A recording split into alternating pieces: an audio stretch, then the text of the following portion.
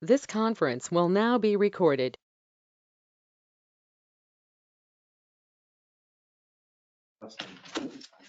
We're recording. Didn't say so, but it is.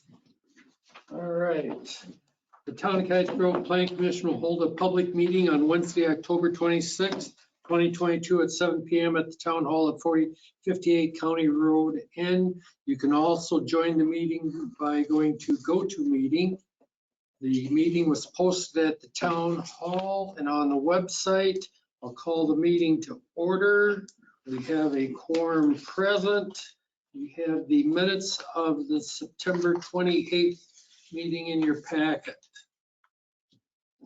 Motion to approve the minutes as presented. Motion by Klinger, is there a second? Second by Mule to approve the minutes as presented. Any discussion on the motion? Hearing none, all in favor signify by saying aye. Aye. Opposed, same sign. Abstentions? Aye. Motion carried. Next item is public concerns. Public's opportunity to speak to the Planning Commission about any subject that's not a specific agenda item.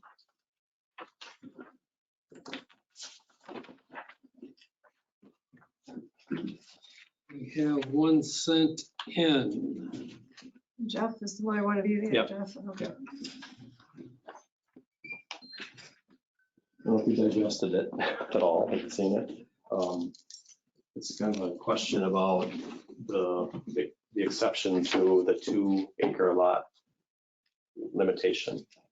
And one of the challenges, little history, I purchased the land with the intent to build, and it's been a process for about a year and a half. And purchase was finalized, and I started maybe getting ahead of myself in some cases, but I drilled for a soil test into specific spots with the intent of purchasing TDUs for the 2 different lots on those acres. And when we, working with the surveyor, we ran into some challenges about how to configure the land in a way that keeps it in 3 distinct parcels.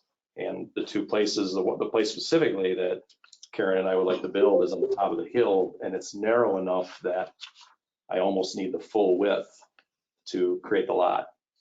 And when I put the other lot down, which would be on the north end of that section on the refer to the map, it's together, they're both more than 2 acres.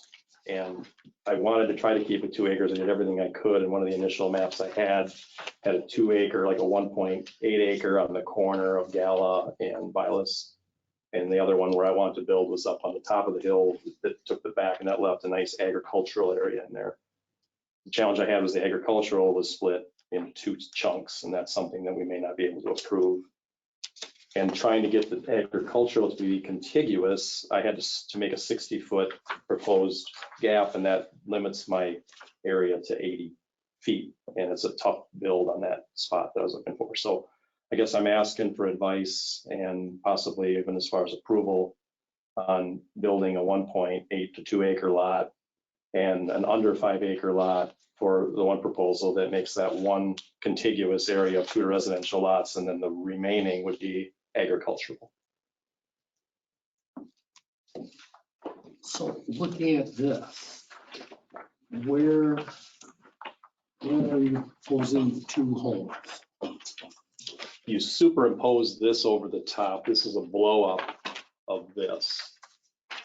And the one house on this area down here in the southern part is the narrowest part, and that would be a squared off chunk from essentially the, get my bearings here, middle to upper part of this with a contiguous squared off chunk. So from here down here would be the 4.8 acre lot, and this up here would be the 2 acre lot. So they would butt up against each other. This whole upper, I'll call it the northern or the northwestern chunk, would be proposed to be 2 residential lots contiguous with each other. And then the southern east and down would be the agricultural. the remaining in that farm preservation, I think is the.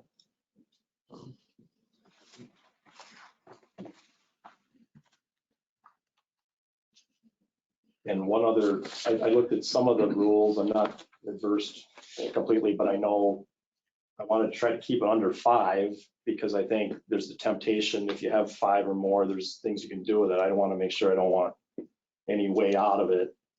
I don't want to lock it in. I want to make it, essentially it's going to be agricultural, but the home will be limited to 2 acres, but the remaining would be farm cropland.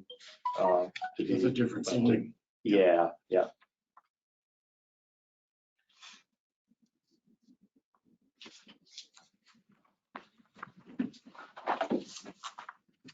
when you want a 2-acre up here.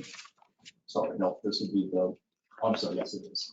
1.8 to 2 acres in there. And then where's the other one? This would be the 4.8.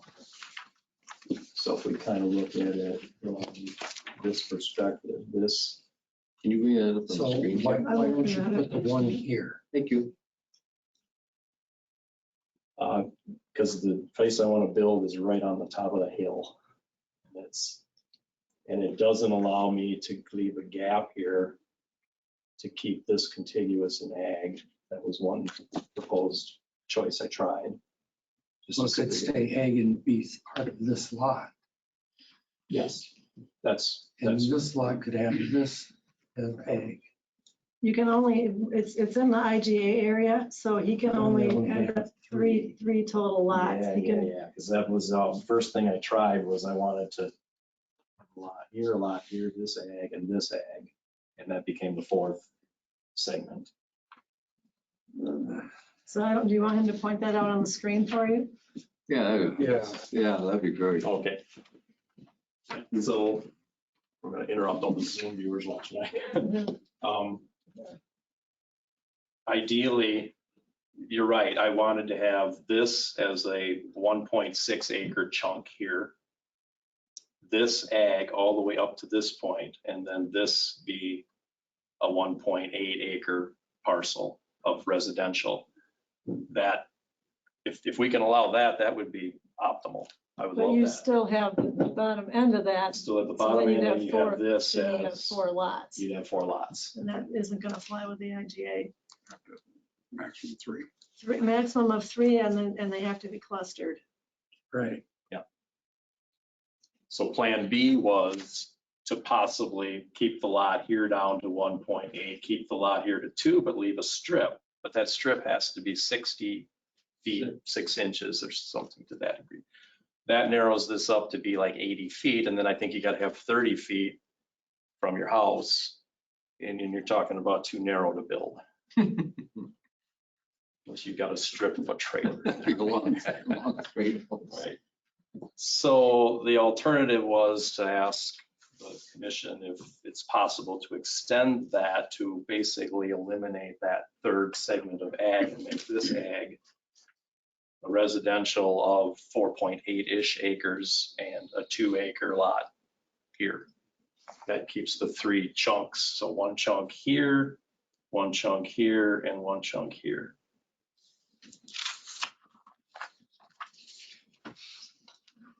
What do you think? I need to look and make sure the IGA What was that, Kim? The IGA doesn't limit size of the created lots, does it? Our town plan, I think. Yeah, I think that's what it says too, and so this.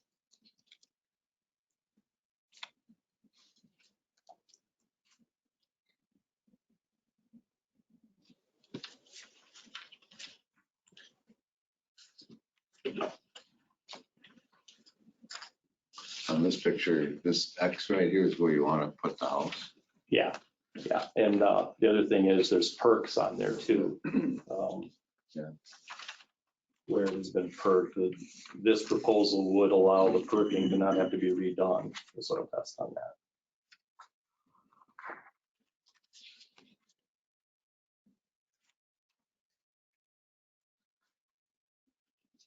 Would you want to crop that area between the southern part of the north lot? Yeah. And that area between that and your house, Correct. Both would be cropped. That was the intent. even though it might not be zoned that way, but Right in the IGA, excuse me, it says to maintain consistency with the town of Cottage Grove's maximum lot size policy for residential lots. 2 acres as of the date of this agreement, and lot clustering policy for residential lots.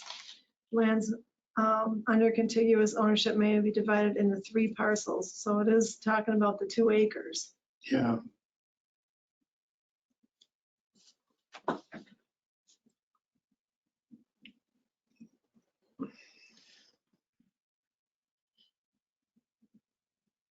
So I would think you're gonna have to keep it at 2 acres and put them right next to one another. Probably is the only thing that'll fit them. what if you were to go to Madison and ask for a variance or an exception or?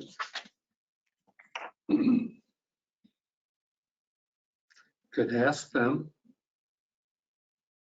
Explain the situation to them, they might even allow it, but Show them the configuration of lot 3 and what do we do with it? yeah, exactly. Because it's such an odd shaped thing. Yeah, that was kind of what triggered my instinct on this. Was one of the statements in there was odd shaped lots are the exception of the 2 limit. We have gone higher than 2 acres, but because of exceptions. Yeah. Yeah, I think you had one last week you approved, I think, wasn't it? Or maybe Last month. last month, sorry. Yeah. Yeah, not last week. Missed a meeting. Too much week. I'd suggest you maybe talk to Brian Grady Okay. at City Madison, Yeah, I think him, I think you reached out to him Mhm. on my behalf. see what advice he can give you. Okay. Or he might say, go ahead and make that intermediate area ag and have an exception to the 3 lot size. The 3 lot max, Yeah, I mean, that's up to them, I guess. because then that would save you on taxes on that middle part. Mhm. True. That's negotiable with Madison too, you think? We don't know. I probably know as much as I've been dealing with them. This is the first. You know, it's common sense would say that you want to be able to have some exceptions in there as they understand it and we agree to it, that, They may be very reasonable yeah, right, about it. yeah. Because what you want to make sure is that one of the things that you're doing is so that lot in between, and it's a lot in quotes, that's a future residential area. Perhaps. Well, perhaps. Yeah, perhaps. I didn't want to, muddy it up so that it could, sometimes you do It green could be in the town of spaces. Cottage Grove, but it could be if it was. If it was annexed annexed, someday. yeah. Yeah, I'm talking down the pipe. yeah, like 30, 40 years down the right. road, right? Yeah. Yeah, true statement on that. Just curious, where would you pull your driveways off for? The plan was Gala Road, so there'd be two driveways, one closest to, Are there some outlots in there? there There is one here, right here. That's what I was asking. Yeah, there's no driveway in there currently. It's on the other Right. side of the road. So the thought would be if we could just put a driveway in off of Gala into the property for both properties, keep the traffic off of Violet's Hope. Right. You want to get it down off of Gala. Yeah. even for that north plot? Yeah. So that's why you kind of have a driveway kind of configured in there? I think that might be coincidental. Okay. So you'd have a joint driveway agreement? No, I was Probably thinking have 2 separate driveways. off of Gala. Okay. Is it Gala Way, not Gala Way?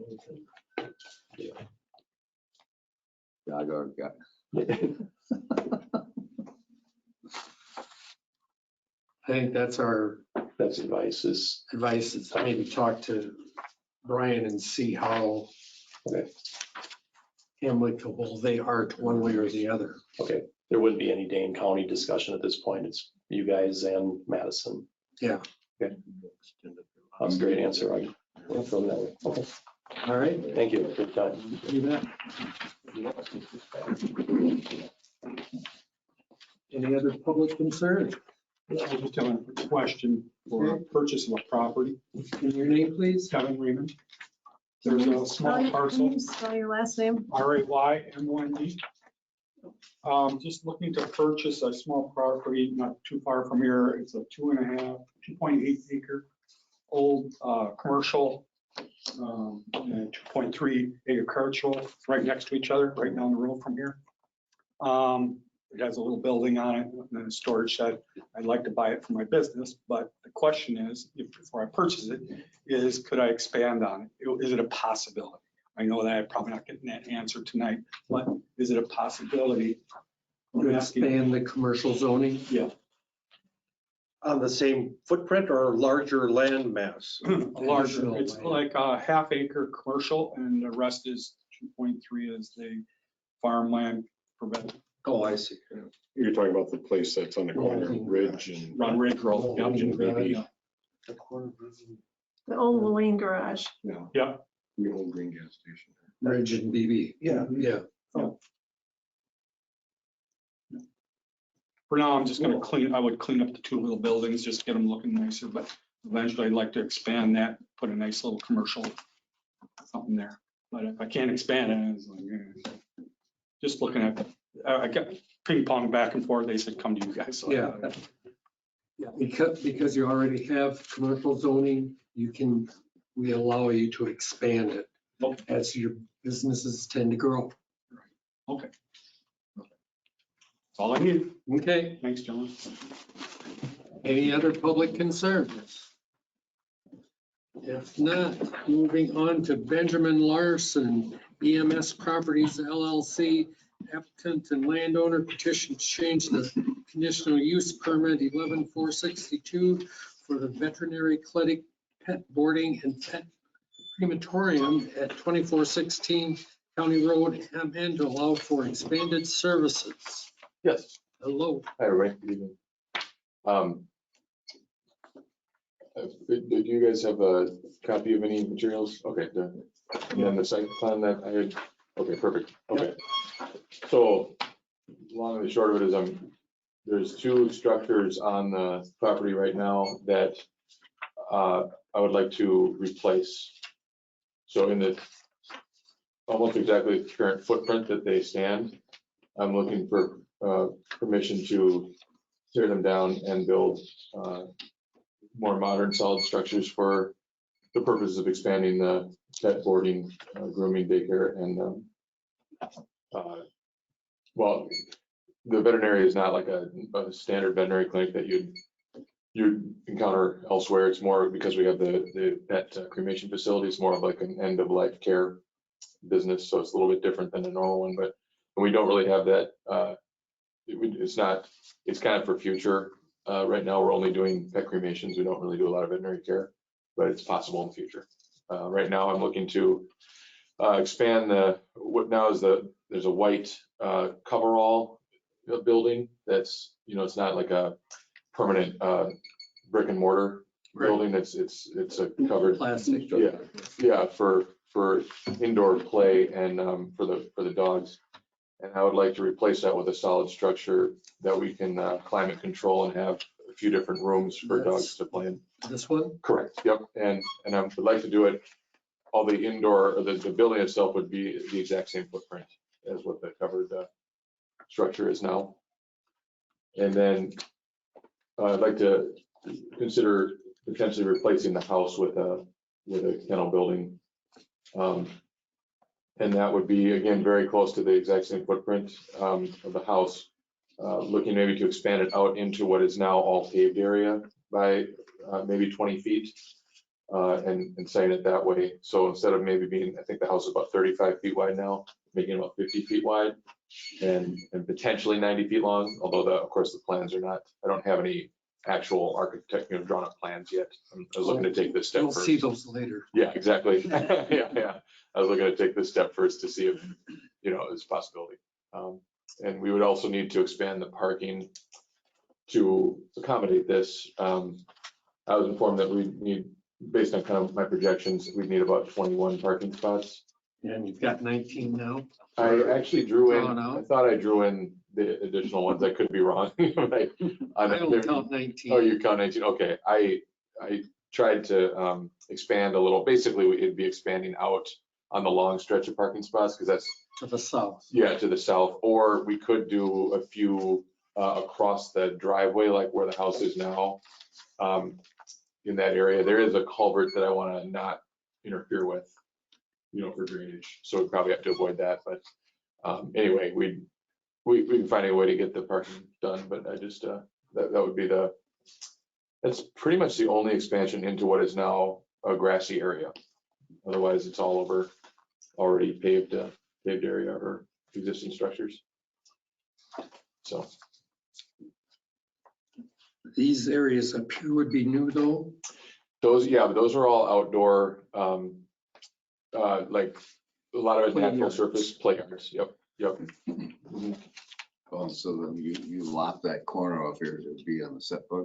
Yeah, in fact, that's already been done. It was, that side, just that side. Yeah. Was done in August. And it was, the previous owner had it right up to the lot, so we had to set it back. So we did that. And that's been done. And so right now, currently, there are 4 areas. There's a area that has just enclosures for moving dogs into areas when they can't have group play. We move them into just like 4x6 enclosures. And then they have 3 play areas, which are grass. Right now, grass. It's a grass turf hybrid. So it's a natural surface, which is nice because it, allows for some drainage and pores. So, this area here is currently a kennel. yes. Mhm.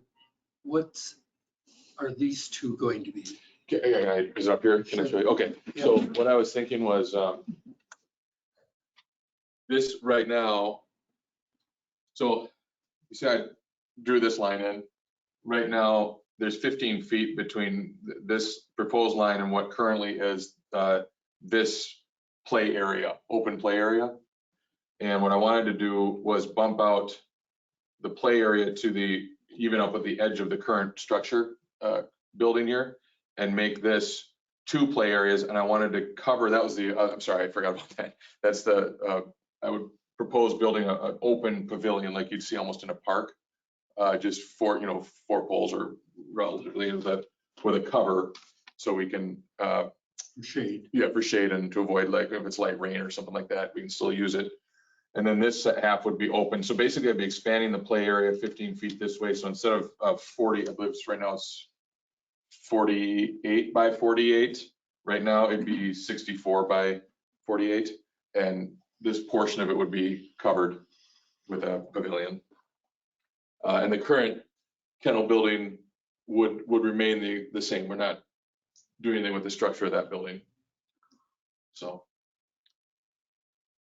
yeah, those would be the proposed changes. I think one of the advantages, obviously, business is going well, and of course, with the area growing and everybody getting dogs over COVID and things like that, people are wanting to bring their dogs more to us. And I think one of the things that the design can accomplish, which is good, is if we enclose the play building, it will really deaden the noise of the barking from in that structure right now, because when the dogs are barking in that structure, it's still, it's not insulated, it's just the plastic covering. So you can still hear a lot of dogs barking. Plus, we're doing 8-foot high metal fencing, which has the current one on the east side still has abilities for the dogs to kind of see through the fences in some spots. And so when customers pull up, it riles up the pack and there's a lot of barking. And so by doing those 8-foot high structures and also having more play areas where we can reduce the size of the pack, it's not going to eliminate barking, of course, but I think it will reduce it overall, even if we expand our capacity. I'm not, it'll still be there, but it will reduce the overall amount of barking, in my opinion. Do you currently have an employee living in the house? We do not anymore. And so part of the proposed changes was to say that we're not going to do that anymore. We're going to have instead, right now we're using the house for offices and things like that, business purposes. So we had an employee until June of this past year. And then with kind of our expanded businesses, we agreed to not do that anymore. And we've been using it for, some employee break area and a couple of different rooms for offices and that sort of thing.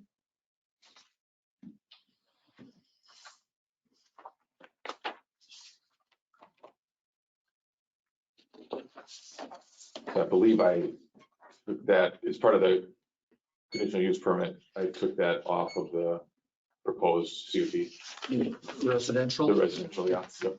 Yes. So this CUP is permanent. Pardon? This CUP, he will not have to come back for again. He's granted it. This new one? Yeah. Right. It's basically done. He's getting rid of the residential, going to commercial. Mhm. That's the way it's gonna be, and he'll be able to operate. It's commercial now. Yeah. Yeah. We'll remove the residential as being allowed. Mhm.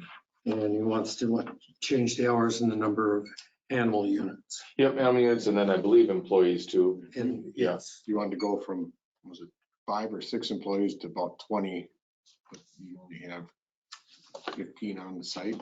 Yeah, it's because of the way that, it's a 7-day-a-week operation. So at any one time, I calculate even when we're at full capacity, it'd only be 15. I'm talking about like Thanksgiving, Christmas, that sort of thing, when we're totally full. And your hours are going from what it was. I mean, they're gonna be 7 days a week. What was it? 13, 14 hours a day? It's from 6 to. It's from 6 to 6 right now, I believe, 12 hours a day. And I didn't want to change that. I was just wanting to keep it. I'm so sorry. I can't remember if I tried to adjust the hours. You did. You did, Did I? Okay. yeah. 'Cause your current one is Monday through Friday, 6 to 9, 4 to 6. Oh, okay. Yeah, the middle of the day. And then Yep. Saturday, 7 to 9, and Sunday, 4 to 6. Right. Yep. And you want to go to, saw it in here. 6 a.m. to 6 p.m., right? Yeah. So basically, because we'd be having expanded services, we'd be having customers come throughout the day. So the busiest times would still be that 6 to 9 in the morning. And then, more like 7 to 9 in the morning, and then 4 to 6 in the evenings. But we'd still be having customers come and go through the day for different appointments. And are they gonna make you, or would you have to put in a new drain field and septic to? Mhm. your- Well, I need to talk to, I had email communications with, I knew I'd blank on his name, Jason Tuggle. Yeah. And we had communicated a little bit, but he seemed to be, he was okay once we submitted all the materials with this step, and he wanted to connect to discuss it more as the process goes along. So I'm not sure yet what he would look for, but I proposed a site for the potential drain field, Okay. and he was okay with that for the time being. So I'll definitely, we're gonna, figure that out, but So Ken, seems how the house is not a house anymore now. Next year, do they come off of the garbage pickup? yeah, And you'll have to hire commercial okay. Makes sense. someone to, We would have to then, how would that work is where we put the garbage? Would we have to do a UNO? We'd have to build a dumpster enclosure or? well, yeah, Okay. you probably have a dumpster or something there, depending on Yeah. the volume that you'll have. But Sure, okay, that makes sense. you'll have to contract with that separately. Okay, got it. Would that be like January 1? Whenever the CUP goes into effect, I Yeah. guess, and he's not allowed to have a house Right. there anymore. I It's see, still- okay, It's still a residence under the current CUP, okay, so you would just need to let us know. okay, and we'll know, I guess. yeah, Yeah. okay, that makes sense, yeah. And then the RDU, that won't exist anymore, be absorbed. There isn't one when There it's isn't one now? commercial. Okay. And then he's gonna be, his design would be much like what was done down in our. The structure. Yeah. Mhm. I do have a question from someone online. I'm wondering if you've spoken to any of the neighbors. No, I have not spoken to any neighbors. Is that for me? Yep, I Okay, guess so, yeah. yeah, And you're still working with Jason Tuggle on stormwater or not? yes. We basically left off where we were gonna schedule a phone call.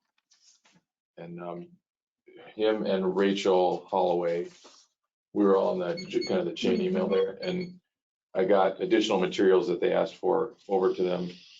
And they were satisfied to move forward and get it on, the agenda, both in conjunction with Kim for this meeting, and then also the ZLR, is that the meeting is in Yeah. on December 13th. But I definitely want to get some more, I need to have a phone call with him in the meantime, for sure. I think that Rachel just wanted Jason to say, yeah, that they can fit their stormwater on the site, and that Yeah. much has been determined, but the details haven't. Hasn't been engineered. Right, yeah, Right. yeah. So can you show us on the map, you're proposing 2 signs? Yes, yep. So there's a current sign. So really, I'm only proposing one more. One more. And right now, the current sign would be about here. So obviously Highway N is right here. And the current sign is right about here in the field, in the front yard there. Yep. And I really would, at this point, I think, to get the visibility on Highway N, the second sign is for the pet crematory service. And that would be still on the front lawn. And where I proposed it was actually just as you're looking at to the right, and same size. So it's 6 feet wide by 4 feet high right now. And so I was proposing it to be side by side. And I don't know, I actually would seek your guidance on this because I'm not sure what is plausible there. It's a bit of a unique situation because we're trying to put signs for, essentially they're very different businesses, a daycare kennel place and then a pet crematory is very different types of businesses, obviously. And so I'm trying to, I guess one question I would have is, one, is it possible to move the current sign and the new sign any closer to Highway N? Because right now it's well set back onto the property. So I need to get guidance on that. And then the second question is, can we turn them perpendicular at all? Because they're parallel to the street. So those would be my questions. Talk to Dane County, Roger Lane. Okay. They have the sign ordinance. They do. Okay. Sounds good. Yep. Okay. So I guess my question is, if we allow you to go from, right now you're limited to 50 animals. If we allow you to go up to the 100 and there's no one on site, who do I call when I have a complaint? Yeah. So right now, so my proposal is I'd be working with, you should call me, but I don't know. I live in Cottage Grove. And so undoubtedly I'd be the person that you call. I have employees that live within 10 minutes as well, in case I would be out of town. I don't know if this relates to the question, but I also am getting bids from security and camera companies where we have monitoring off-site to be able to install that and also alert the fire department automatically if there's, detection of smoke or anything in that nature. On a related note, I guess, because I don't know if that'd be a complaint, but I want to put in some fail safes from, the hours that people are not on site for sure. So. Okay, well, I guess what I would ask is that I need a better map than this. Okay. Showing the driveway and where a fire truck will turn around. Oh, okay. Okay. And or an ambulance. How are they going to get in there and how are they going to get out? And turn around. Okay. Okay. In a timely manner. Do you, in terms of who I would seek for guidance on that, because I would want to know exactly what they require for that, is my thought.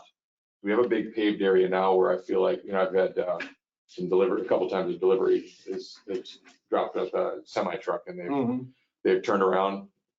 I mean, it's not easy, but they did it. So do I call the fire department to see what type of space they need? Yeah, I would, Okay, would okay. talk to them Okay, and see if they have enough area for the engine, the tanker, whatever they might need, okay, okay. because we're going to want them to say it's okay before we do. Yeah, that makes sense. Okay. Okay, Yeah, because that parking area is gonna impede the turnaround that they would be using now Yeah. yeah, that's true. if you had cars there.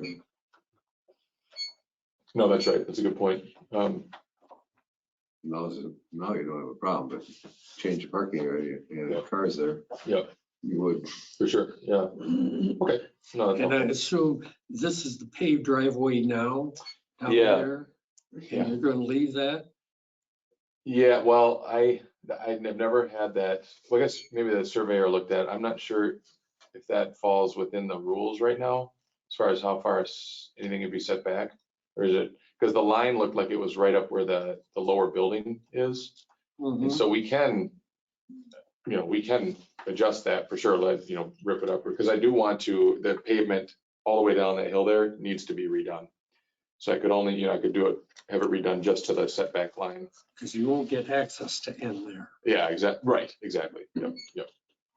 Yeah, so Who's that box down near the end of the driveway? right now it's, I can't read what that says on here. oh, the building, Crematorium. it's where the crematorium. Oh, it is, Yep, okay. yep. You know what that was, though. Any other Yeah, questions? got the access to the end. Yeah, it used to be old driveway. Yeah, right. Yeah. From the audience, are there any questions? John? On the parking, how come you're not gonna do any parking up to get right along the kennel building? Well, I want it, so it's definitely. You got the open spots, but I Yeah. guess I'm getting at the open spots. You got it on, there, which is right in front where all the dogs are gonna be. As soon as you get traffic going up against that, that's when they start barking. So let me see what you're saying. Are you saying that you think you're on the right, don't have parking here? Yes, Okay, yeah. instead of going the other way because you got like 4 stalls there and you're going right up against an open kennel area. As soon as you drive in there, as soon as that's what sets them off, they start barking. So, so to answer your question, one thing was, I wanted to see if I could have an area wide enough where we could have like drop off for people who are just dropping off dogs for the day and turn around. So I was gonna see if we could maybe do that. That was probably the main reason, but now that you also mentioned the fire, I need to make sure we have enough space for the fire trucks too, if that's a consideration. However, I would consider that. I will say about the 4 spots here that this fence is proposed to be an 8-foot high metal fence, Okay. solid metal. So I am very confident that it would not disturb the dogs in here with the site. It does now, because it's Yes. not it's a porous Well, fence. they're gonna hear that vehicle drive. Yeah, that's true. They will hear it, but I have found that if they're not, if it's not something they can see, it's much less. But, they will hear. That's why I say, of course, Yeah. there's gonna be some bargaining. But it would cut it down a little bit, in my opinion. But I did think about that a little bit too, putting along this, because it would obviously create many more parking spots if we could do it. So, Or on the south side of the building.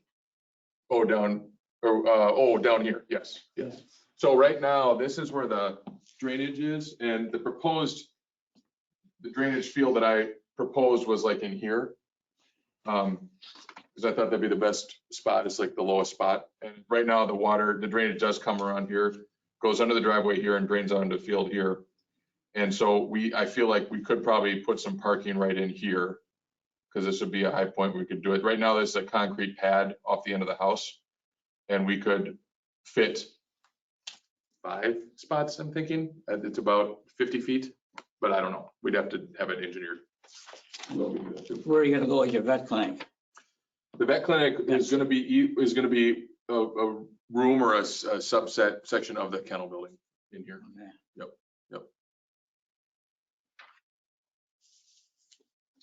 And then one down below that area also is gonna have the metal fencing there. Down here, Yeah. Well, there's no dogs down here. No, I should say live dogs down here because that's the crematorium. Oh, it's right, okay. Yeah, that's just. All right, Yeah.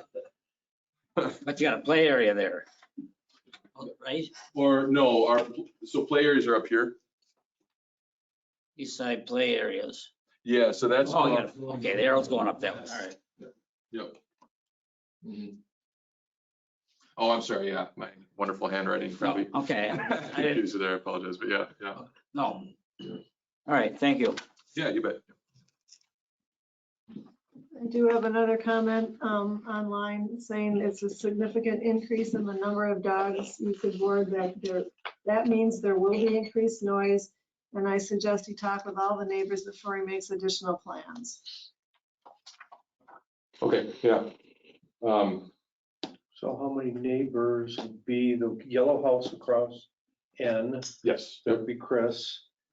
The white one back here That's way up the hill though. on the other side of the cornfield. And then there's the one over here. Gene Scorzo place. No, there's that ranch house. You got, right, at top of the hill, there's the ranch that doesn't anybody seem to be living in. And then there's the one down before you get to the storage facility up there. Okay. That would be it. Okay. What is the procedure for that? Do I just send a letter or reach out to somebody? Phone call, stop Phone calls. by. Okay, pretty standard. Okay, Question, will the dogs, are they gonna be there in the morning and leave at the evening, or would they be there 24/7? so the boarding dogs would be there 24/7. Of course, when they board, they go inside and Yeah. you're not, even if they're barking like crazy, you're not gonna hear it at that point. So the barking times are mostly in that block in the morning between, right now, about 6:45 to 9, although it's probably worse right away when they get out because they're excitable at that point. And then in the evening, certainly, right now from 4 to 6. And I can't promise that would be reduced, but I do feel like with many more play decks and the metal fencing, it's gonna improve it a lot. And then the other thing is, with the new structure in the back, looking at having 4 different playrooms in that building. So we'll be using it all the time, and in that building, because it's closed, particularly, in inclement weather and stuff, that and insulated, there, it would cut down the noise there too. So you are gonna board up to 100 animals, since you're asking. Yeah, that's For overnight stay. or let's say, yep. Mhm. There's nobody there from 6 at night to 6 in the morning? Well, the other thing I wanted to ask you guys about too, the other thing that I'm considering doing it, because we've seen some other kennels have some success with this, is that they have an employee stay. There's a room in the house and they have an employee. Now, this isn't a permanent residence, obviously, but they have an employee stay overnight because there's a lot of people who will pay for their dog to be with a person. And it solved 2 things for us. One, that's a, nice perk for a lot of our customers. And 2, it put somebody on site. And I think that would put someone on site, I would say the majority of nights, but I can't tell you how many, like if it's every single night. Because obviously in the middle of January, we have 10 dogs there, so it's not.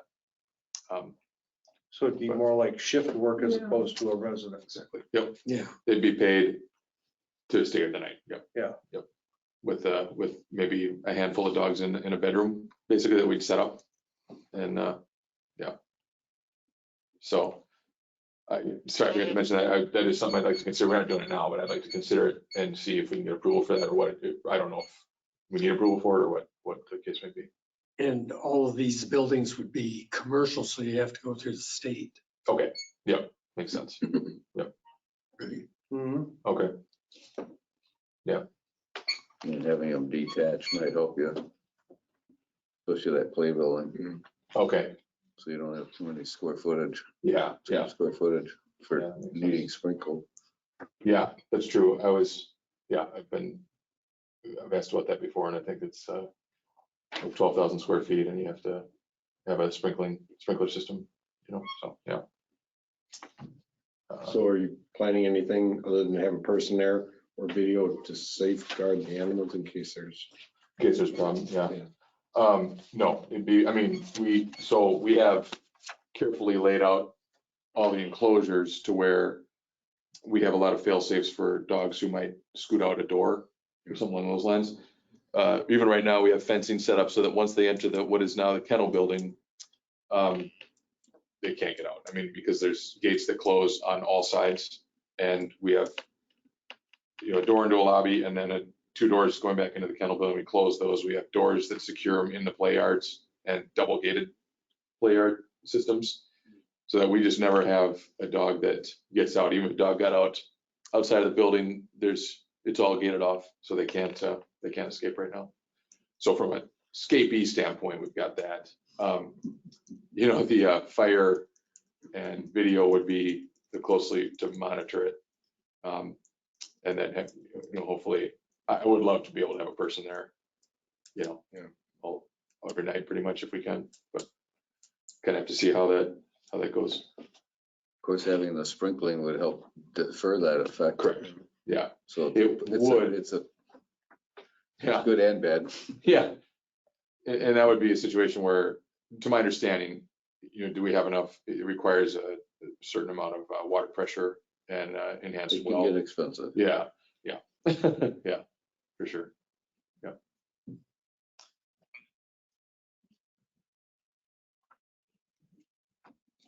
Any other questions? Do you want to go through the standards for the conditional use permit?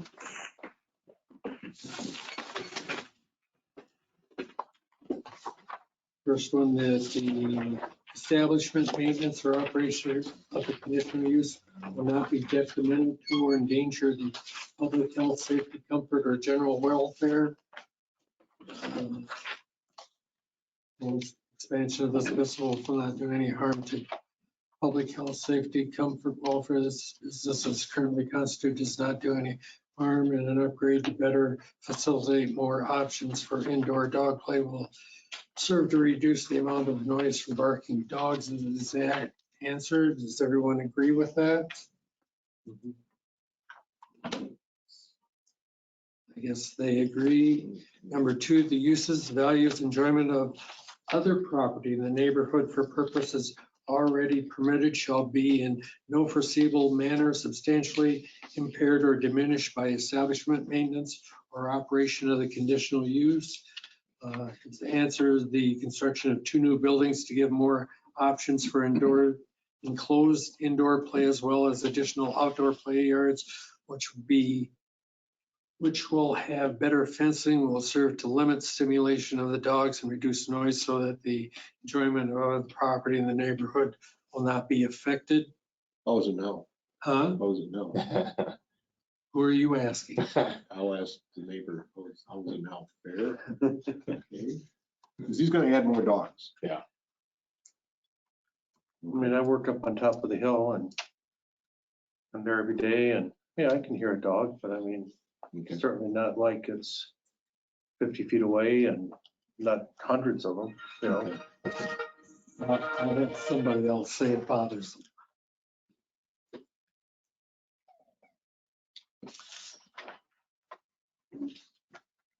The establishment of the conditional use will not impede the normal and orderly development and improvements of the surrounding property for uses permitted in the district.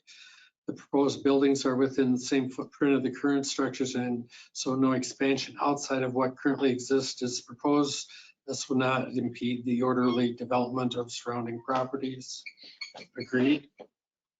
Mhm. Adequate utilities, access roads, drainage, and other necessary site improvements have been or are being made to accommodate the conditional use. We will use the existing infrastructure with expansion and be sure to improve and upgrade systems where improvements are needed. And Jason Tuggle will let you know on the stormwater, I'm sure. Adequate measures have been or will be taken to provide ingress and egress so designed as to minimize traffic congestion in the public streets. No change to the existing entrance to the property and do not anticipate problems with the congestion to MN, which is probably true. Conditional use shall conform to all applicable regulations of the district in which it is located. The current conditional use does conform to all applicable regulations and there are no plans to change the use of the property. True. It's conditional use is consistent with the adopted town and county comprehensive plans. Proposal is for the expansion of business that already exists within the same footprint is consistent with the town and county plans. It's true. If the conditional use is not located in farmland preservation district, so. What's your pleasure?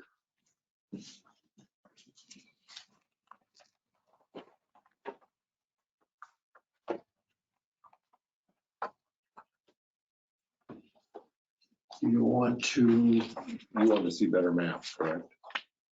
I think we should have a better map at some point so that we can be sure fire and EMS has what they need for turnaround, that he's got enough parking spots. I only counted 19. He says county says they need 21. That was in the back letter.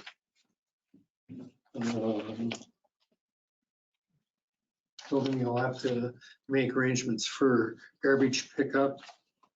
He's got Dvorak's set up for the pumping of the septic. That's for the animal waste, correct? Correct. Yeah.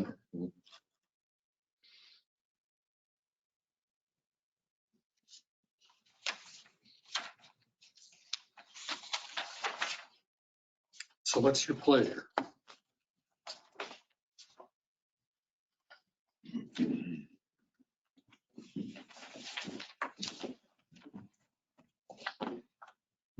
Any idea what the value of your facility will be when it's complete? As to how you're That's the proposing. question, yeah. So when you ask value, are you talking about essentially what it would get on the market? Or are you talking about the cost to do the cost to build it? cost to build it? What you have there, the number I have arrived at is 1.2 million. It would, so I would like to, in a ideal world, I would love to proceed with replacing the covered structure and expanding the east side play deck and the parking in 2023. You know, that phase of it. And then the kennel building, which would replace the house, would probably be more like at the very earliest to 2024 second half project and maybe longer, you know, down the road, like 2025. So that's kind of what we're looking at phasing it because I have to kind of grow the business into the new expansion and then maybe address that. So how do we treat a house that's not a house, but it's now an office? That's a good question. You guys, you know, we need to, And it is gonna be a commercial zoning problem. Yeah. I was gonna ask, would I need to, I need to talk to, You're gonna need to talk to our building inspector, because it may have to meet commercial code. Okay. Yeah, And that's probably gonna cost more than, you might wanna just tear it down. yeah. before you do that. okay, Yeah. no, it's good to know. I mean, you know, that could change my plans for sure. Right. So That's the assumption I had, is that you were gonna level both sites. Yes. And then build a new. it's just that The timing. the time is the question. You got a going business, you want to keep that going and Yeah. do the construction at the same time. Yeah, that's, I mean, that would present some challenges, but obviously, you know, have to kind of fit within the parameters of what's allowed, so. So do you want to approve tables till you get better drawings? What's your pleasure? I definitely would like to see a bit of drawing site plan. And then you have steps of the business plan, as far as we're gonna tear this portion out and then build here, and then tear this portion out and build that. Yep. I'd like to see that. Okay. Is that a motion? That's a motion. So I'll make a motion that BMS Properties LLC come back with a site plan. And that's with, everything would be with Jason Tuggle's approvals.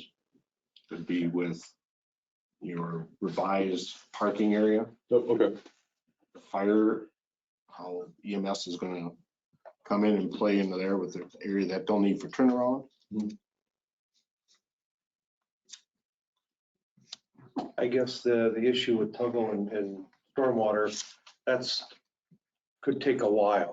Okay.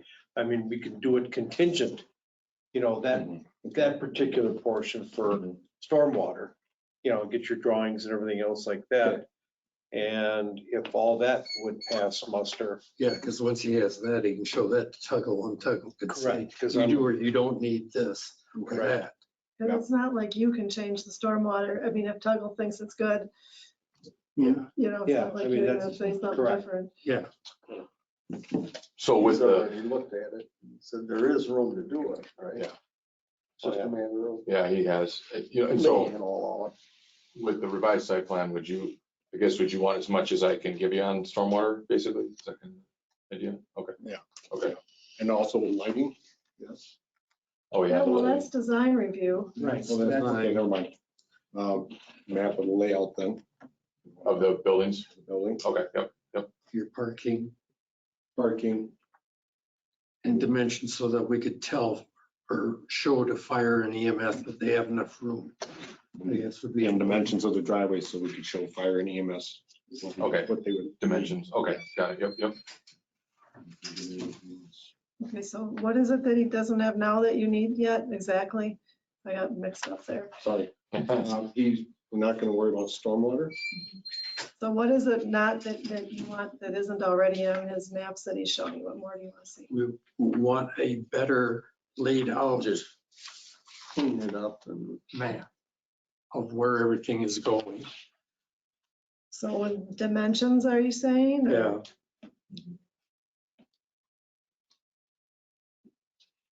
And a turnaround area for emergency vehicles. Where the parking, 21 parking stalls are going to be located. Okay, Because that's a good thing to have that laid out because that might affect drain field area if you have to increase the size of your drain sure, field. Impervious area. Impervious area. exactly. What Yep. about the sequencing? Because the About the what? sequencing, the Oh, sequencing. sequence. Yeah, because if you have to do the kennel first instead of the hoop structure, Yes, that might change some of your necessities yeah, on the other joint. yeah, for sure. I totally understand that working capital and Yeah. trying to keep that going and Yeah. you can't do it all at one time. Yeah, it's pretty major. So yeah, for sure. Yep. So Kim, what do you have for my motion? So you want a better map including dimensions, and you want to show the 21 parking spots and the area for emergency services buildings to turn around, and you want the phasing or sequencing of the improvements. Correct. That is the motion. I'll second that. oh, you got it. Yeah. Motion and a second by discussion. In favor signify by saying aye. All right. Opposed, same sign. Abstention, I'll abstain. When do you think you would have that? Yeah, I was gonna ask you. So, I think I can get, so basically I would have, and my understanding is correct, what I'm thinking is I would have the person who drew up the site map come back and just put all these things on, and I'd have to get the info from the EMS people about what they need. And so I could give them all that info. When you have that map, you can show that to them and they can, Yeah, by looking at the dimensions on Yeah. it, determine they have enough room or not. yeah. Is that enough? I would talk to the fire chief probably. Yeah. He'll be Okay. better than the EMS probably. 'cause Yeah. Yeah, I was gonna say, yeah, Okay, Talk if you get the Yeah, approval fire from the truck fire will do it, chief, they- Yeah, EMS will be able to work, so you don't. Right. that's Chief just- Nick Archibald. Nick Archibald? Yeah. Okay, thank you. Okay. So I would hope to have that to you For next month. for next month, yeah. That's what I was Okay. thinking, yep. I'll get to Table work it on it. until next month. So Okay. moved. And then basically with that, if I can get that to you for next month's meeting, then I'd still be good to talk to the county on the 13th of Yeah, December. because you'll get to the town board then the first Monday in December. Got it. Yeah, So okay. I would like to have that 2 weeks ahead of time. Yeah, okay. So I think it would depend on, I'm gonna call the surveyor tomorrow and try and get him, Yeah. so I'm trying to get his calendar, because I think he's been booking 2 to 3 weeks out. I know, at least he was when he drew that. Yeah. So I'll try to work on that as best I can, tell him the situation and try and get it for you. So, okay, Okay. Very good. cool. Thank you. Thank you. Next item, discussion about how CARPC can best work with local towns to promote implementation of the regional development framework. And we have the chair and Mike here from CARPC. Came all the way from Pleasant Spring. That's right. Handouts as well. David is the chair of CARPC. How you doing, young man? Good, how about yourself? I'm good. Thank you. I think you came before this. Yeah.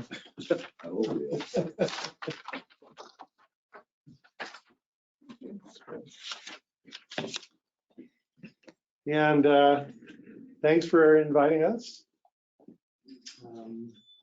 Not sure how much Chris has kept you in the loop on things that are going on at CARPC, but we've gone through quite a long process of getting to where we are currently. When I joined CARPC initially, the agency was still working on Vision 2020 as the regional plan. That was in 2016. Plans are usually written way into the future, so it was clearly no longer a useful document for the agency to be using.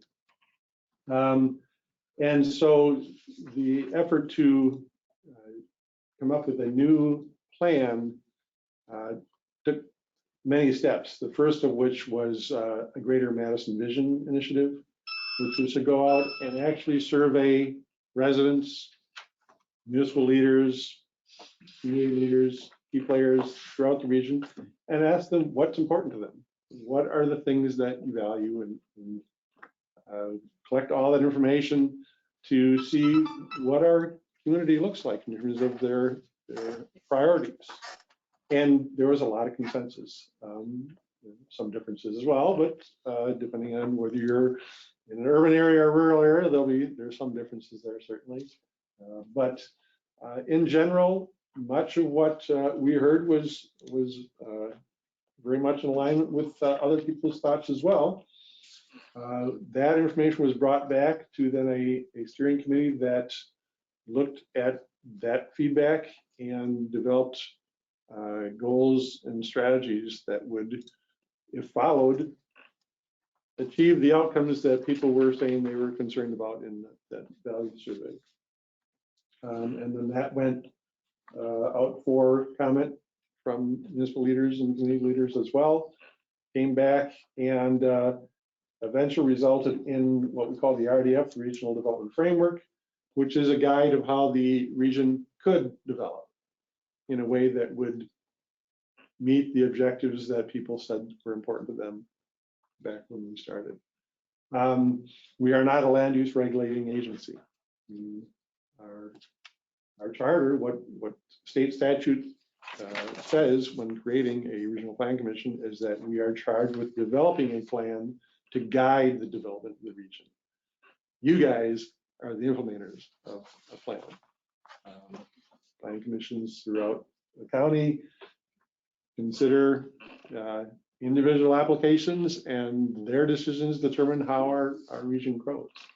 So once we adopted the RDF, after again seeking feedback from municipalities and hearing that there was widespread consensus that they agreed with the goals and strategies, the agency then stepped back and said, okay, how do we help? What can our role be to assist in having the objectives that are in this plan actually be realized.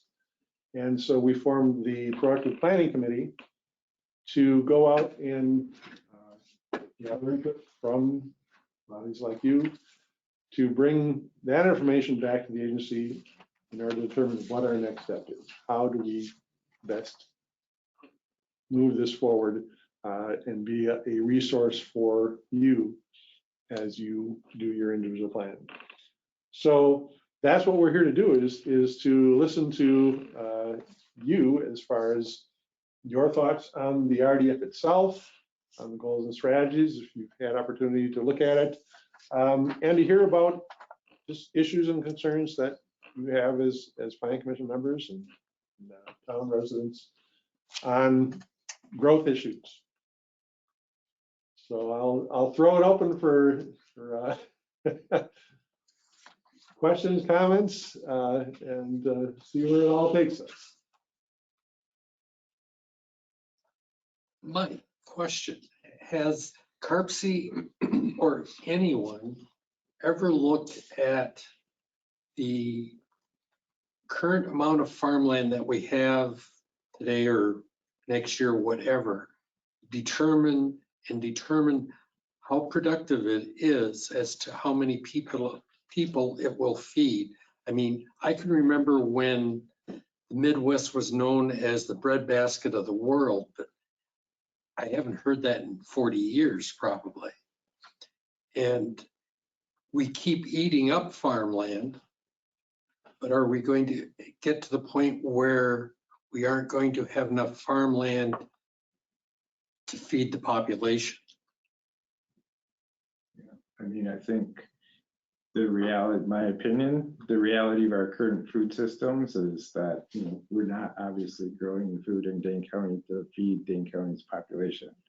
We have a very complex food system that travels miles and miles in many cases. But farmland preservation is one of the regional goals. It's adopted in the regional development framework. CARPC itself doesn't do the farmland preservation plan. That's a Dane County planning effort. But part of what we're, I guess, talking with communities about as part of this regional development framework outreach and implementation steps is how do we work better as a region with our communities cooperating on planning? So how do we better integrate the planning that's being done in the towns with the planning that's being done in the cities and villages? So we do have sort of a more cohesive plan where the plans are working together and kind of complementing each other. So that's a big question, and that's part of the reason for talking with you is to hear, you know, what are the local planning issues in Cottage Grove? How can we assist with that? How is planning with your neighbor communities? How is that going? What are the barriers? What things could be improved? What's working well? Those kind of things. So that we can develop this sort of ideal planning process where we can hopefully advance planning in the region beyond the way it's currently done. Regarding farmland preservation, at our next CARPC meeting, we're going to be having a presentation from the Dane County Farmland Preservation. So they're going to tell us how much farmland they've saved over the last 20 years? We'll hear what they're going to say. Chris, to answer your question there, it's a good question, but a lot of that has to do with technology because we've practically doubled our production per acre in the last 20 years on what you get for corn and soybean production. Nationally, maybe not in this area, but you know that's helped a lot. But I'm personally worried that we're taking all the good farmland, Building houses and we're flooding all the low farmland. So quite realistically. Well, you look at the war in Ukraine, what it's done to wheat prices. Yeah. You know. Don't know. We did learn that Dane County is the most productive In the farming state. county in the state. Yeah. Yeah. Which, okay, his comment, Krista's comment, you know, and having been in town politics for 20 some odd years myself, the RPC slash, you know, and you guys now, I don't believe there has ever been a request from a city or a village denied, for a sewer extension or, that type of development, which again goes into the farmland. I mean, they're not building on the sides of hills or building vertically unless it's downtown to speak of. And so it keeps eating up the land that the town is trying to protect, because we don't obviously, you guys know well, that we don't have any power to protect when a city or a village tries to go ahead and annex it and then develop it. But then in the case of Door Creek with the city of Sun Prairie with their sewage treatment plant, Kashkanan Creek. or excuse me, sorry, Kashkanan Creek, flooding down here because of all the effluent or the water discharge, I should say, Treated water. that's coming from the city of Sun Prairie, coming down our direction. And we don't have any ways to control it or ways to minimize its effects down here. And so, I mean, I appreciate you coming out, but there aren't any tools for us to go ahead and protect ourselves. And this is not a slight to you guys at all whatsoever, but I don't see a whole lot of stuff happening on your end to help us. I mean, it's cities and villages driven, and the state, I don't think, has turned down an annexation request, and as far as I know, ever in our area. They have, but it doesn't mean anything. Well, yeah, they still take, yeah. Yeah. So I guess I wish there were some tools, to help us, kind of protect what we have. And I'm not saying we're anti-development or anything else like that. We have areas that we want to develop, but not quite to the density that the city of Madison or the village of Cottage Grove wants to do. And again, the flooding that occurs, from time to time with the city of Sun Prairie, especially when there's a water event here in our area where things are in bad shape and the water coming down and flooding things out, kind of makes it hard for us. You guys did do one thing for us when I asked for that guidance. When Sun Prairie wanted to expand an urban service area, asked to have Sun Prairie make sure that they're cooperating on that. And you guys put that into the plan. But I guess I'd like to see it even tougher consideration for downstream, because even Jefferson County, talked to a farmer down there over the weekend, and they're getting impacted by that too, in a different county, by the stuff that's happening up in Sun Prairie. So that consideration of growth has got to be maybe expanded perhaps for downstream considerations. The water impact is getting to be huge for us just because of the elevation change. Right. Water quantity issues and water quality issues are two pieces of the same discussion. Water quality issues, something that CARPC reviews when we review urban service amendments on behalf of DNR to make sure that the proposed plan meets the specific requirements of NR 121 that sets out those standards. They don't address water quantity in that. Which to us is pollution. Right. As town chair, I hear exactly what you're saying.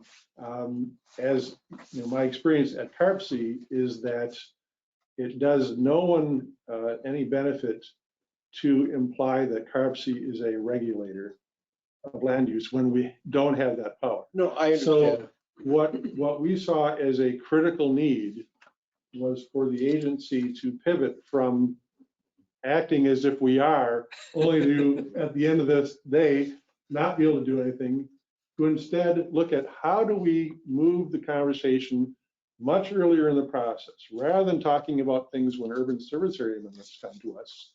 How can we get involved in planning when the planning is actually happening? And that is twofold. One thing is we want to have it at meeting the goals that everybody said they want. Number two, we want to have it forward thinking rather than always reacting to what a particular developer wants to do with a particular piece of land that they have acquired and want to develop. And how do we make it more cooperative so that there really is some listening going on between villages and cities and their neighboring towns? I'll give you a good example on that, what you're trying to say, I think, and as I interpreted it. We all know Amazon wants to put in a facility. I'm not adverse to that. But what CARPC needs to consider is the future potential growth that that's going to bring associated with all the other people, like the 200,000 you're talking about. That's what really people have to be thinking about that stuff. You can engineer all the water retention you can for one building, but all the other stuff that's going to go on, that's what you're trying to address, right? Yep. And there are state statutes that limit what can be done there as well. I mean, you'd like to be able to have in place a standard that says any development has to retain 100% of the water that hit that property before it got developed. That's not the state standard right now. It's only 90%. So every incremental development does add stormwater unless they're willing to go beyond the standard. So those are definitely challenges. And the other thing it doesn't do, it doesn't look at the amount of water that city or village pump out of the ground. It's never returned. It just goes down bad fish with the Kashkina. Yeah, that's starting to become an area of study in terms of reintroducing treated water back into groundwater, right? Where it isn't always just discharged to flow out of the aquifer. One of the green infrastructure stuff they're gonna study in the University Alliance thing is that exact deal, whether or not. And that was one thing NCRS was telling us that they wanted to see more of. Right. That's an area where the agency can help because we can provide some input on green infrastructure planning, which we've done in the Black Earth Creek watershed. In Black Earth Creek watershed, we just completed a green infrastructure plan, and that was a watershed-wide plan. So the villages in that watershed, as well as many of the towns in that watershed, collaborated as part of our steering committee for that planning effort. And to us, at least, that makes sense as a possible path forward to at least start some of these conversations, between municipalities. One of the conversations we had with the town of Westport, for example, they had a very successful joint planning effort with Westport and Wanakee. That's worked for them. It's easier in some regions of the community, some communities in the region than others. But that is one possible way to try to work through some of these issues on a regional basis and come to some agreements, because we don't, as an agency, have the ability to say no to urban service areas if they meet water quality standards. So we have to look at other approaches. What other planning things can we do to try to get at these issues and problems because of the authorities that we don't have that people would maybe like to see us have. To think outside the box. Right. Take a different approach. Can you send Kim that report? Yeah. On that Black Earth thing? That'd be great. Early on in the process, we surveyed other regions as well to see what things work, what things don't work in other areas, to see what we can learn from that. And also had kind of a strength and weakness analysis of our own region as it, compared to those other regions. And we have a lot of positives going for us here.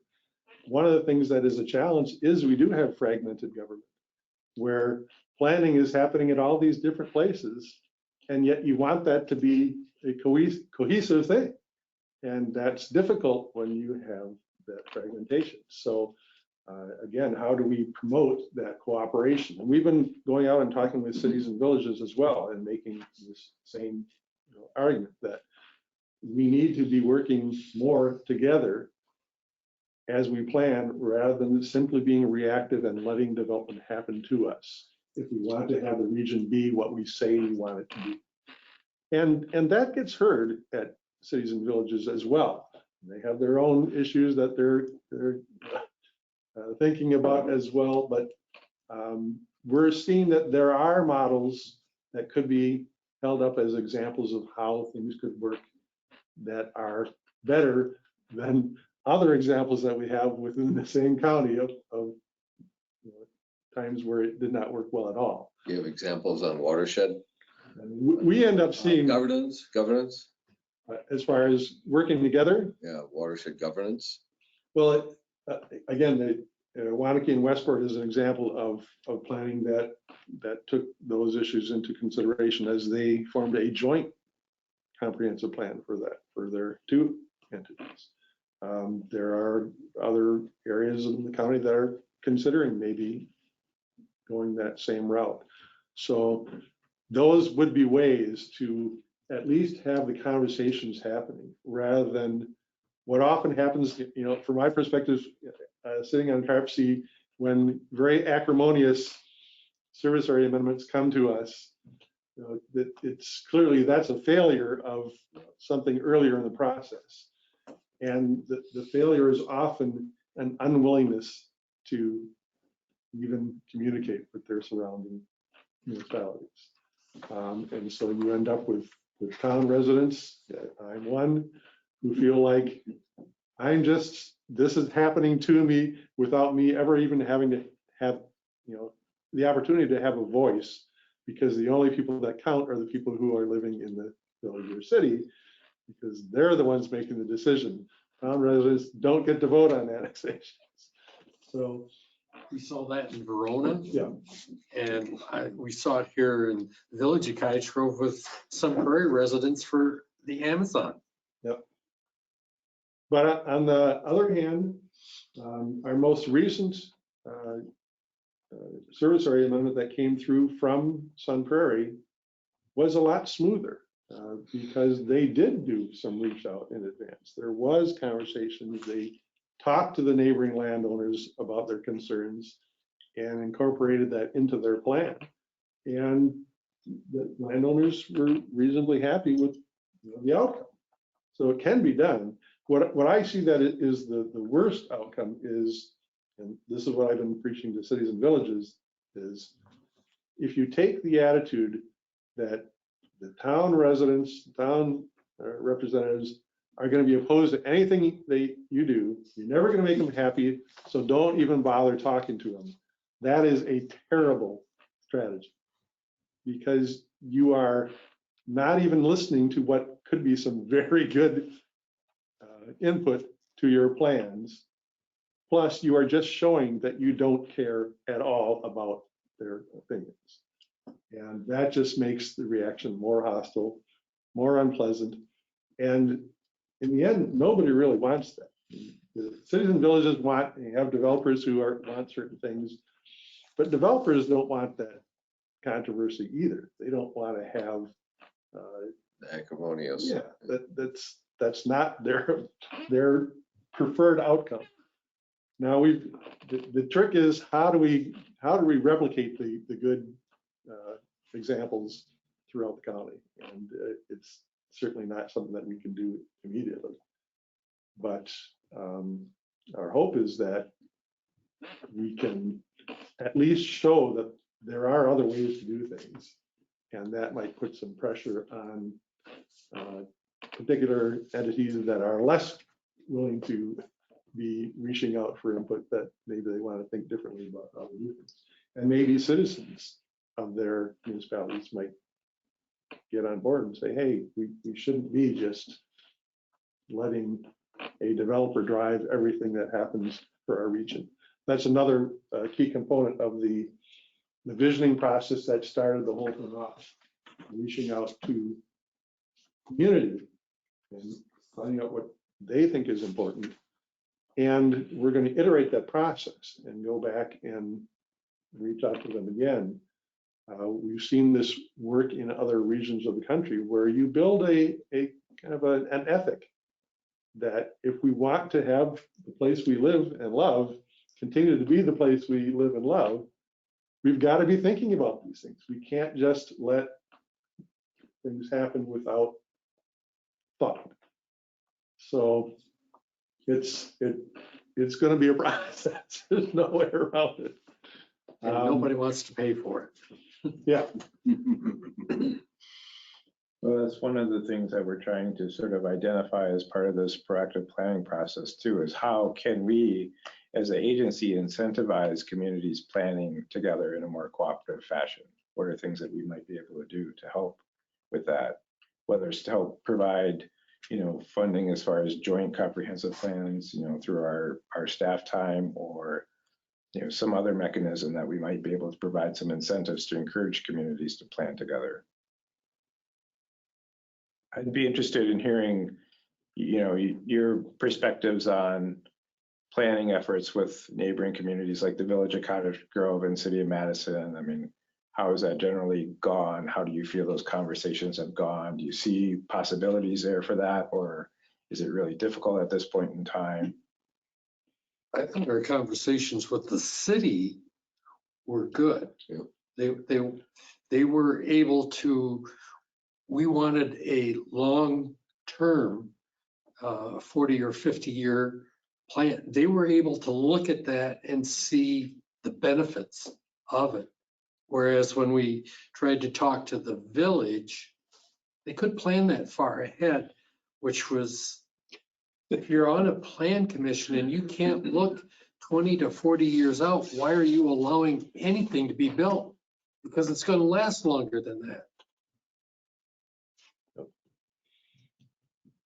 It's again, one of the messages that we're trying to deliver as we have these conversations. It's that planning isn't planning if you're only reacting. And if you don't set out what you want, how are you going to get it?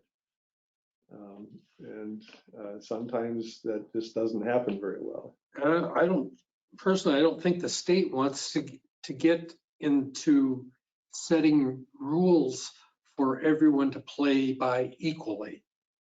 I mean, instead of having drainage districts, it should be a watershed solely that their DNR looks at. And for planning, it shouldn't be just the city or the village or the township doing it. It should be the region that develops that plan. And everybody has to play by the same rules then. Somebody has to be able to say, no, you shouldn't build on that 40-acre cornfield. Nope. That will be a challenge to make happen at the state legislature level. Or else, if you and your township want to save that farm that's 160 acres and raises beautiful crops that people like to ride their bicycle by and see, well, then maybe you should send some money to that township to help offset its costs.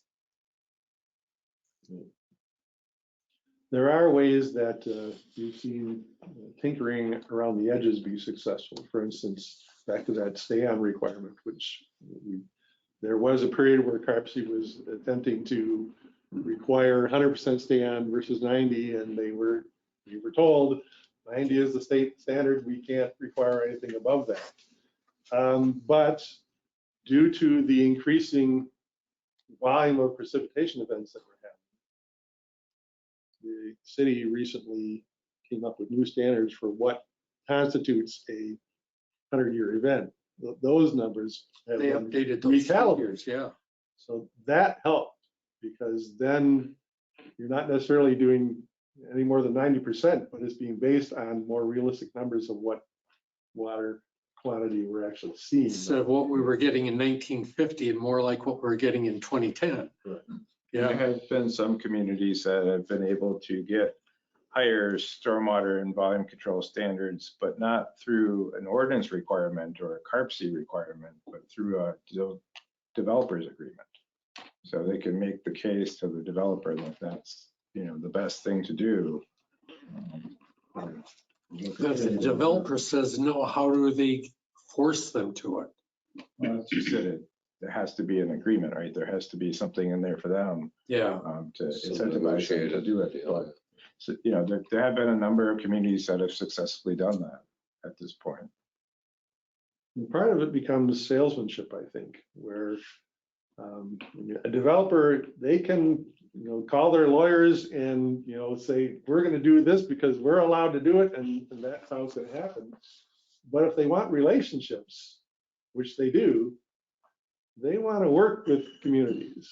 And part of what we see as in this proactive planning committee, another possible role is to see in what ways CARPC can help plan commissions to be more empowered.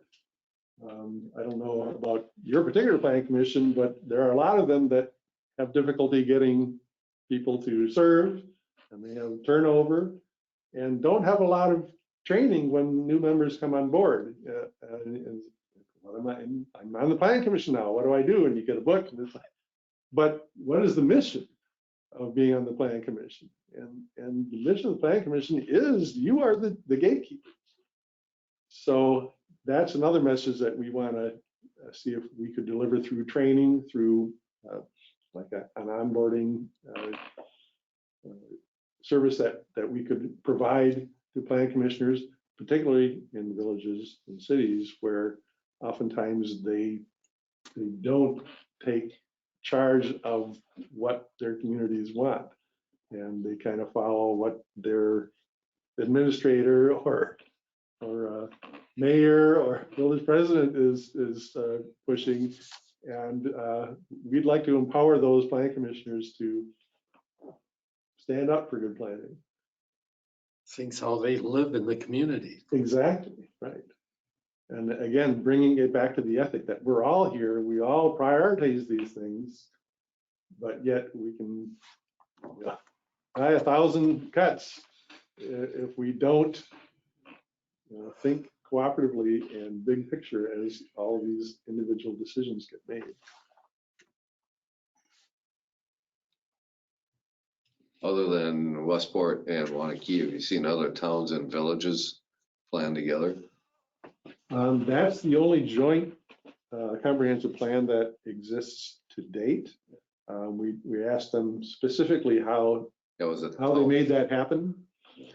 And I think their answer was it came down to personalities. It came down to people talking to one another before there was an issue, but just communicating with their neighbors and knowing them and having those relationships build into, hey, we could, Tom Wilson was good at that. Tom Wilson was, yes, very instrumental.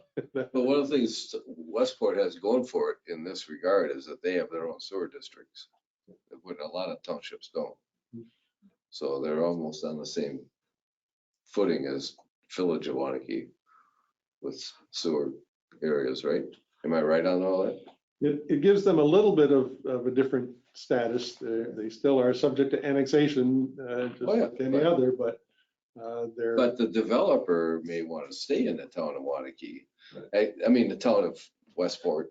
I said that wrong. Town of Westport, and Westport can serve it, whereas a lot of townships couldn't do that. The other thing we've heard from communities is, they start small by finding things that they can agree and cooperate on, shared fire EMS service or something like that, and then kind of build, maybe not in every community, but there's many examples. No, it's not small, but it's less controversial, usually. Expensive. That has been something that many communities have been able to sort of agree on as a first step of joint efforts and kind of build upon. Do you guys get involved with the county search for land that they've been buying up for their projects for Infrastructure? I mean, it's like the latest was 122 acres or something for their Suck the Muck program. Where was that one at? Down in town of, what? Isn't it done? They're done at Dunn, down at Dunn. Do you guys get advance warning or stuff like that when the county starts searching for, like all that land they bought down by the Sugar River, down in that area and stuff like that? Do you guys assist with that, or do they come to you for advice, or do they just go off by themselves and do what they do? They don't generally reach out to us about those kind of things, but, Okay. you know, I I'm just think curious. that's one of the conversations we've had about with this whole, you know, idea and approach about cooperative planning is that also requires CARPC and Dane County planning staff to coordinate and cooperate on planning too, because typically Dane County planning is the one helping towns with comprehensive plans. And if we're helping any communities, usually cities and villages, but to do this sort of cooperative planning effort, we all need to kind of work together on planning.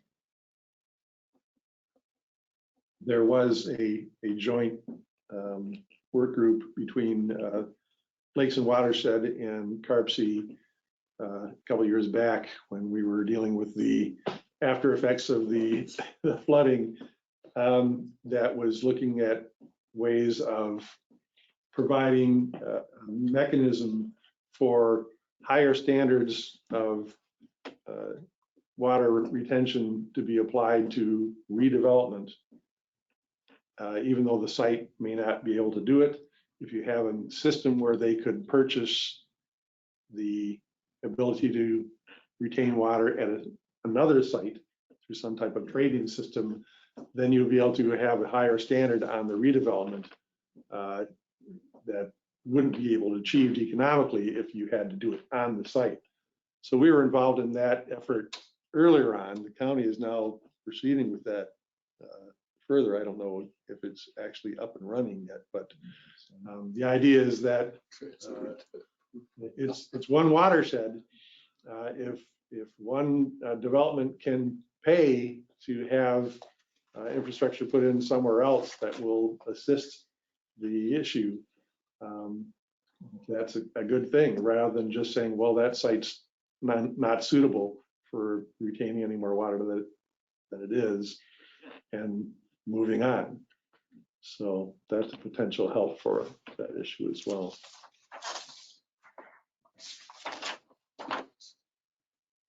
It's a never-ending challenge. It is. I will say we've talked with a lot of municipalities now, and there's, I think, more receptiveness to the ideas that we need to be thinking cooperatively than you might think when you are not talking. There is awareness among planning staff at cities and villages of these issues. I mean, they got educated and understand the concepts that go into all the subjects that we're discussing. And that doesn't mean that leadership is always listening to them, but there are people at cities and villages who care about these issues as well. And our hope is that you can just find additional ways for them to continue moving in that direction of reaching out. Is the DNR moving towards looking at watersheds as a whole as to how they deal with stormwater? Rather than just that creek that gets it? No, they haven't really talked about doing that. That's not something I would say that's on their radar right now. But there are definitely, I mean, other states like Minnesota, I know does have watershed districts, and they take a much more comprehensive approach when it comes to managing runoff for quantity and quality on a watershed basis. Yeah. We did put into the work plan for next year pilot effort to start utilizing CARPC's GIS capabilities to map stormwater culverts in towns. Because right now there's nowhere you can go and see the full system of where water's going. Individual towns may have good inventory of their own systems, but as soon as you cross the boundary, it's a black box. You don't know what the size of the culvert is coming to you, and you don't know what size culvert you're sending it to. It would be good to have one repository of all that information. So that may be a step toward getting to what you're talking about as well. Yeah.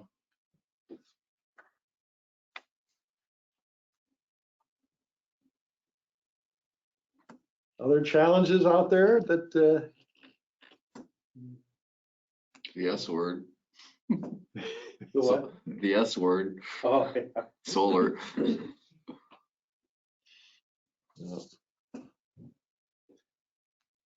It's too bad they can't figure out a way of putting solar across wetlands that There is. doesn't impact the wetland. There is, put it on floats. They do it in Europe. Do they? Mhm. you also have lots of big parking lots. Yeah. Great places for solar. Yeah, go to Arizona, you'll see a lot of parking lots covered. What's that one with all the red rocks? That's Sonoma. Yeah, they have a lot of covered stuff. Yep, the challenge is to overcome the obstacle of where is it cheapest. But oftentimes the cheapest is not cheapest in the long run because it is taking away our farmland. Like ours. Like our project here in town. Yeah, and you look at the big one that's gonna be down by Cambridge. That's a lot of prime farmland. Mhm. What, you talking about the one in Christiana? Yeah. 3,400. Something like that, 35. First, look at the size of the one up in Montford. Yes. And now down the street, a couple miles, there's more trailers than that moving in, big spools of wire. I think there's gonna be another one going in, but that's huge out there. Yeah. You guys are powerless to help with that because of the state utilities commission. Yep. Yep, there's very little you can actually enforce at the town level that those proposals. Have you passed an ordinance here? What's that? Have you passed an ordinance for solar here? Or considering it? So when we, the county was so kind to tell us that they were gonna put one in after they'd already bought the land and came to the town for, hey, we need to see, do zone change. And yeah, we didn't, again, no planning, no initial discussions beforehand, or, hey, we're thinking about buying this farm to put in a solar farm. And Yep. Yeah, the ordinance can only think around the edges again with that in terms of Yeah. restoration requirements and. Yeah. That you don't require them to use the most efficient panels. Right. I mean, they came in here and told us one thing, and then they came back, they wanted to use a lower quantity and wanted more land for it. We shook our head, why? And in the end, they found a better panel. Yeah, Better watt panel. yeah, and use the lesser land that we had originally approved. That's honestly the only thing you're gonna be able to really use some days. Be able to have panels that are more efficient. Less land, more efficient. Then you can put them in smaller locations, yield better. Yeah. But until Or- the technology gets there. That strategy or the alternate approach is to have, not worry so much about efficiency, but make it so cheap that you could literally have every house shingled with solar. And that's also potential for. Yep. If you're paying for shingles anyway, why not have it generate electricity, even if it isn't super efficient? Mhm. If every house did that. But there aren't a lot of incentives for small scale solar. They tend to always be built around large scale because that's where you have lobbying money and can get things passed that are benefiting at scale projects. Whereas residential projects, if widely adopted, Mhm. can produce a lot of energy.